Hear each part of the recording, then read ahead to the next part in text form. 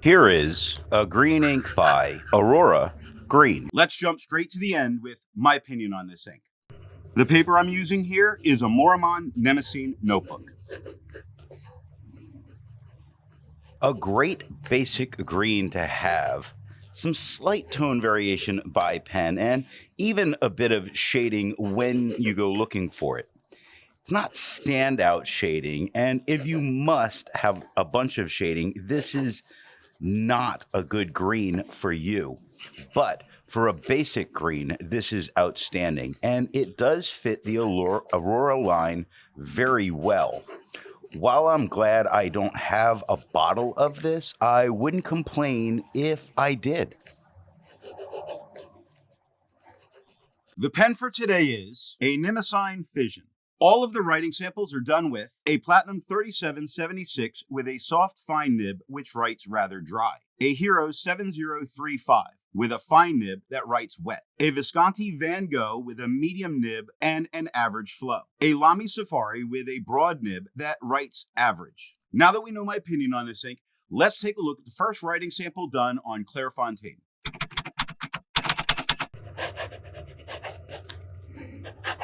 Looking at the soft fine nib, this is the lightest tone that we're going to get. It's still a very refreshing green that's very easy to read. Really, definitely a green on the page with no feathering, with no spread, with shading peppered throughout. I think it shows very nicely here. It's never really dark.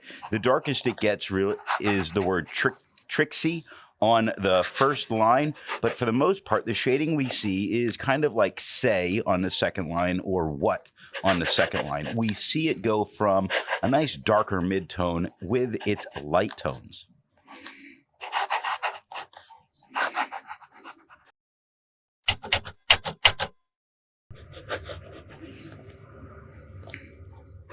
Looking at the wet fine nib, it is quite a bit darker than it was with the soft fine. We get no feathering, we get no spread. We do get shading, though it's not standing out as well as you might think because we're going from a darker mid-tone to a very dark tone. So if you look at way on the first line, you see how it goes that darker mid-tone, but on the Y, much darker. Same with it on the first line, or even must, where it's that mid-tone, very dark at the U, lightens up at the S, very dark at the T, where no, right next to that, starts very dark and works its way to a mid-tone.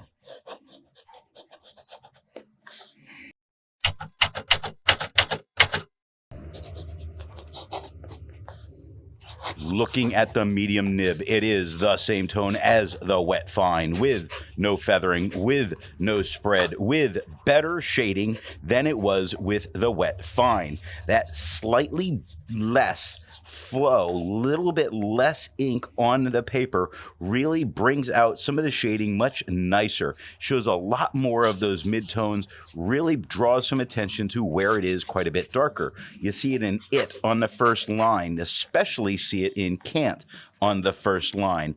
In goblinsis on the third line, you see at the top of the G, it's a bit darker. It lightens up again. The B gets a bit darker, lightens into that mid-tone, where at the end, the last ES, quite a bit darker, and it looks really good.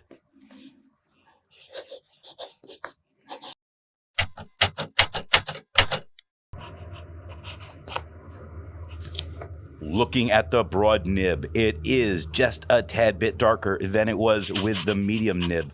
We get no feathering, we get no spread, we get the same great shading that we were getting with the medium nib.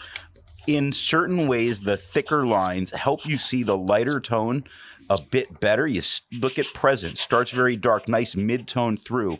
The second E, a little bit darker, lightening up T, very dark. Where precious starts as a nice mid-tone and does work its way darker towards the end. Generally speaking, we can get one or two darker letters really drawing your eye to where the writing is and what is being said.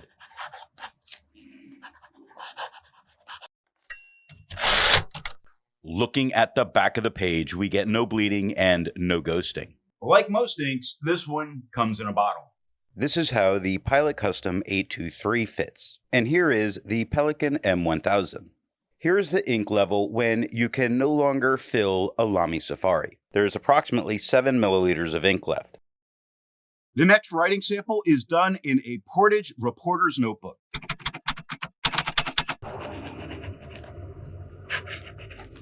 Looking at the soft fine nib, we get the same tone that we had on the Clairfontaine. We get no feathering, we get no spread. We do get a couple of moments of shading, though I don't think it's shading as much as it did on the Clairfontaine. There definitely is a few spots of it, like safe on the second line. Definitely showing some of those darker tones very well. But what we're getting here is a nice, even, generally speaking, green on the page.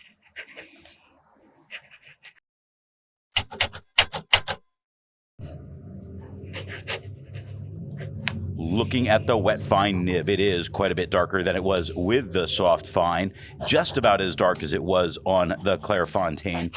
No feathering, no spread, almost nothing for shading.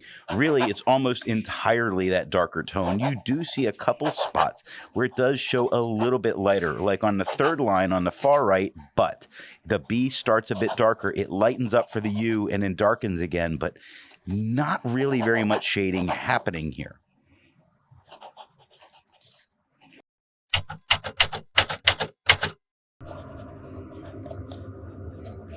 Looking at the medium nib, it is the same tone as it was with the wet fine. We get no feathering, we get no spread, we get no shading. I forgot to mention, same tone as the Clairfontaine. No shading whatsoever. Really very even tone the entire way. Nice green, very well performing, but not having any kind of shading.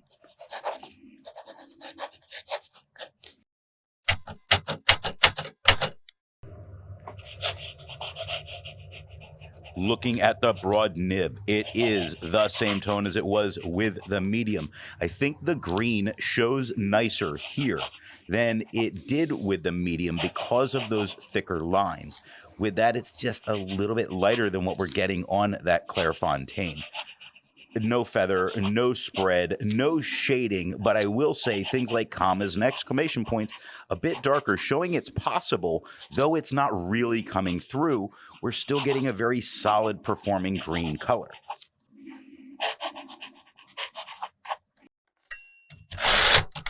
Looking at the back of the page, I'm hoping it comes through because the wet fine, it got very deep, and I'm not sure about being able to write on the back of the page. But the dry soft fine and the medium flow medium and broad, there was no problem for ghosting. Now, nothing bled through to the page underneath, so it worked very well there.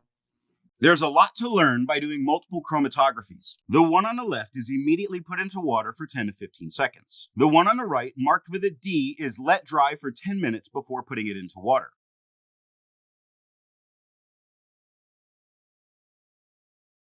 The next writing sample is done on a national brand Steno notebook.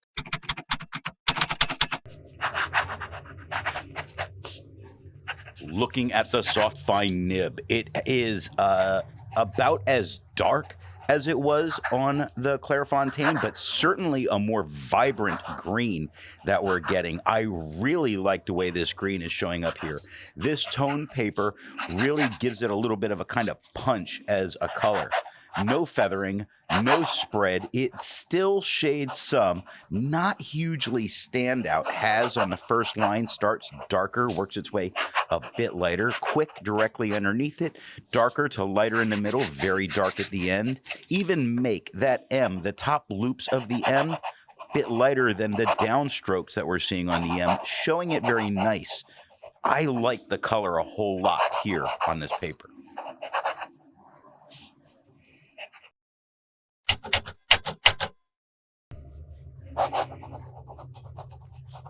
Looking at the wet fine nib, it is quite a bit darker than it was with the soft fine.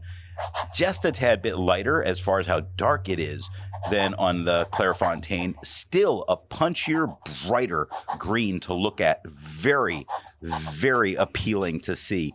No feathering, no spread. Yes, it is shading. We see it in cautiously on the third line, and you see it quite a bit with now was towards the end of the fourth line.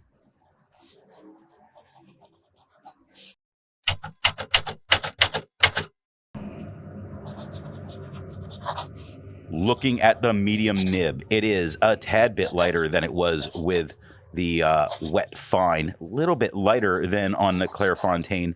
No feathering, no spread. I think I've chosen some papers very well here for this.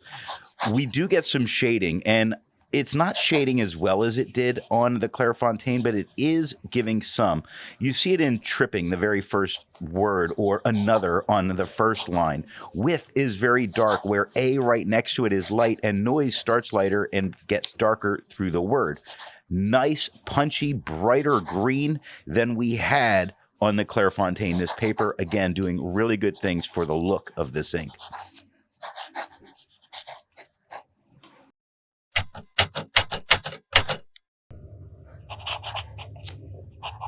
Looking at the broad nib, it is the same tone as it was with the medium, which is lighter than it was on the Clairefontaine. We get no feathering, we get no spread, we do get shading, nowhere near as nice as it was or as pronounced as it was on the Clairefontaine. You see it happen in ring, and he had. It's there. It's not a standout feature, not something to really go using this ink for.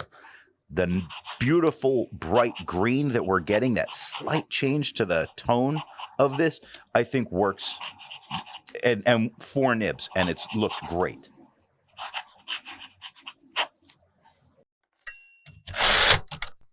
Looking at the back of the page. Now, nothing bled through touching the page underneath, but we see the ink is very deep into the paper, with the exception of the soft fine. So on the majority, I don't know about writing on the back of this page, because for me, by eye, I see a lot of ghosting and would worry about losing both sets of notes for that. Resistance tests are done to see how this ink can be expected to perform on the page, and more importantly, how hard it may be to clean from your pen. The smear is allowed to dry for 3 days before testing it. The highlighter is on the top left, pen flush is on the top right, 1/3 bleach solution is on the bottom left, and water is on the bottom right. The next writing sample is done in a Rhodia notebook.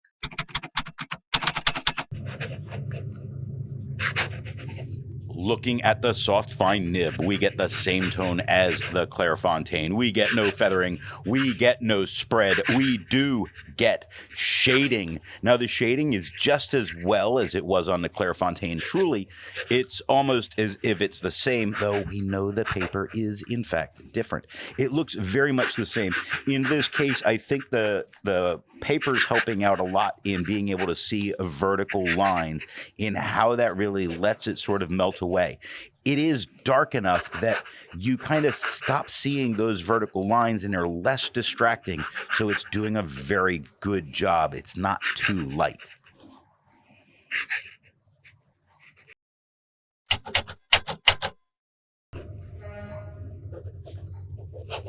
Looking at the wet fine nib, it is quite a bit darker than it was with the soft fine, same as on the Clairefontaine, with no feathering, with no spread, with shading, about as well as it was on the Clairefontaine. Now, the Clairefontaine had some spots where when it got darker, it got a bit darker than it does here. On this, we only get a few spots where it shades to the much darker. Generally speaking, last letters of words, like the D in yard on the second line, or the DE inside on the second line. But flip directly underneath that. Take a look at how the top of the F is much darker. It lightens up, but then gets dark again into the lip left over.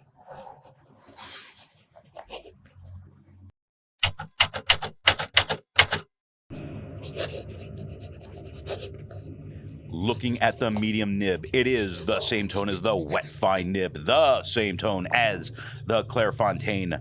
There is no feathering, there is no spread, there is shading, not as standout as it was on the Clairefontaine, but without a doubt, nice shading in what we're having. We definitely get darker letters in every single word, which I always appreciate seeing. It's not really doing a full gentle in and out.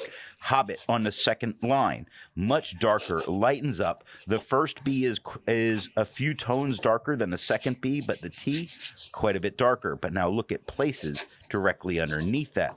Beautiful, from darker to dark mid-tones, back and forth in it. I think I think Aurora did a good job here.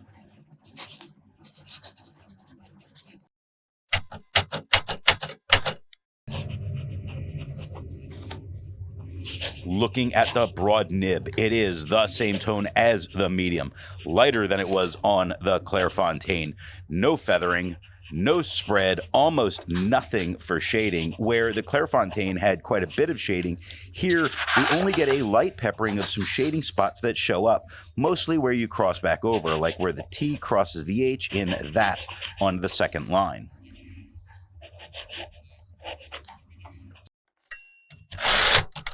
Looking at the back of the page, we get no bleeding and no ghosting. With over 1,000 inks reviewed, let's take a look at some color comparables. Here is Ancient Charm on the Love of Lotus. Here is Colorverse 39 Supernatural for the Opus 88 Picnic Green. Here is Krishna Shamrock.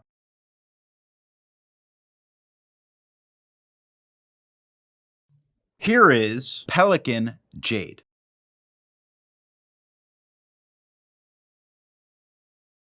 The next writing sample is done in a composition lab notebook.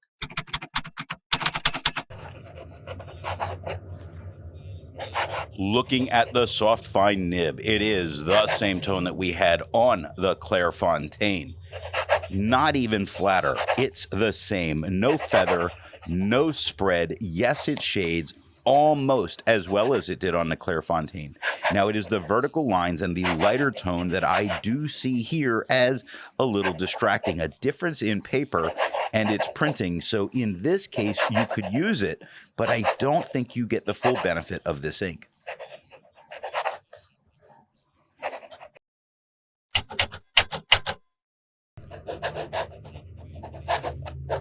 Looking at the wet fine nib, it is darker than it was with the soft fine, not as dark as it was on the Clairefontaine.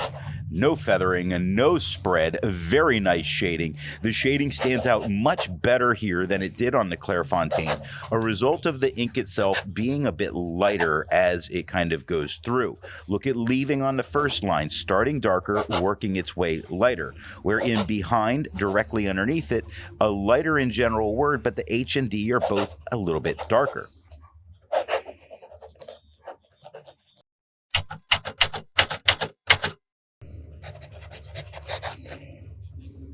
Looking at the medium nib, it is the same tone as the wet fine nib. Lighter than on the Clairefontaine, with no feathering, with no spread, with shading nowhere near as good as it did on the Clairefontaine, but we do get a bunch of darker letters. In stopped on the first line, that cross in the T, where the P's are also a bit darker. So we get an in general, lighter underneath the cross of the T, and the P's show that nice graduation into a darker tone. Low, nice lighter tone, where went underneath, much darker.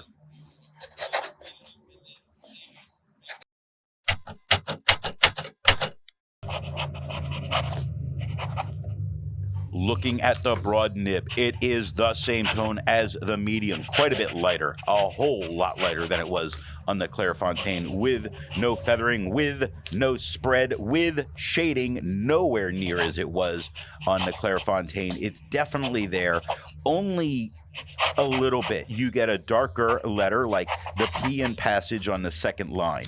It's just a little bit darker. Now the exclamation point, nice and darker. He, even the first part of the H, darker, but the rest is basically the same tone. So we can expect just a little bit darker tone in a limited display here.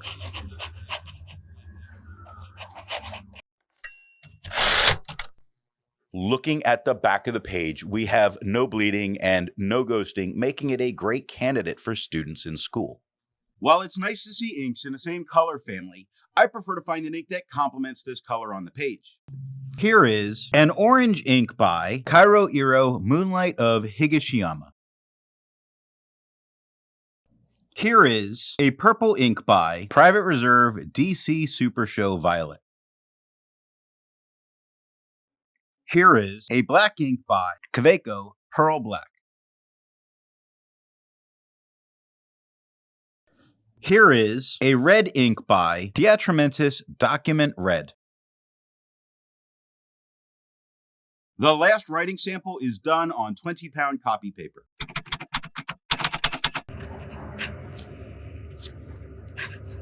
Looking at the soft fine nib, it is a tad bit darker than it was on the Clairfontaine. It does feather, it does spread, it does have a few spots of shading, which sometimes mean that we're going to expect a little bit of bleeding going on here. The feathering and the spread are not an unmanageable thing. If you really wanted to use it here, I think you could. And it's not the end of the world. I think you can control it.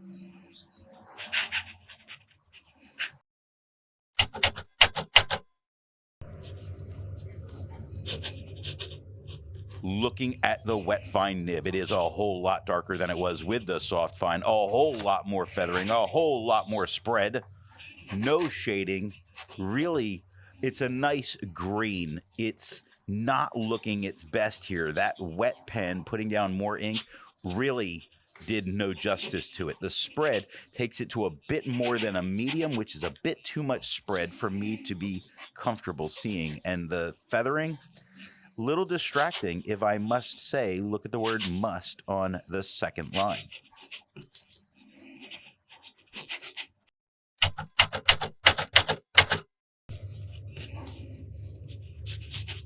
Looking at the medium nib, it is the same tone as the wet fine nib, little lighter than it was on the Clairfontaine.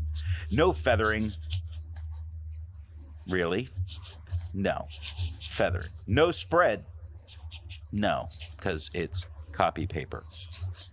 Shading? None. At least that's true. It's just a green here. It almost looks like you're writing with a marker, like a felt tip pen, not a marker, but a felt tip pen, in the amount of feathering and spread that's going on. It is a bit of a distraction to me. The tone is nice on the paper, but it's just distracting in its feather and its spread.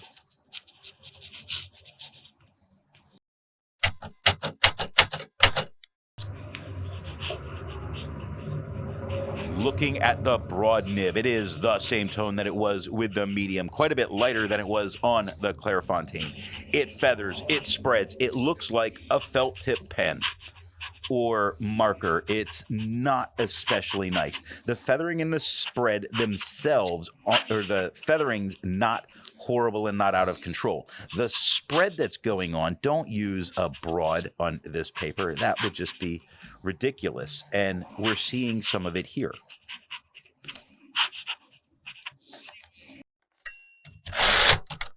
Looking at the page underneath, you see that the broad had one spot that bled through, the medium had a bunch, the wet fine had a bunch, and the soft fine, that was drier writing, had only the one, but every single one came through, touched the page underneath, really corrupting that next paper. And seeing the back of the page, we know why, as there's tons of ghosting. There is no writing on both sides with this paper.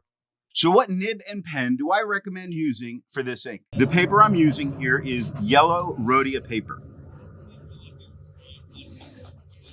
The dry fine was very pleasant as a green, with a nice peppering of shading throughout. The broad, while the darkest with nice shading, just felt like it was missing something. It looked great, but was missing something. Now, the wet fine or the medium flow pens both gave great tone and the best shading for this ink. Now, I really did like the darker tones in the shading that in the way they appeared from the medium flow, medium nib. So I go for that. A medium flow, medium nib. This is the end, and thanks for watching.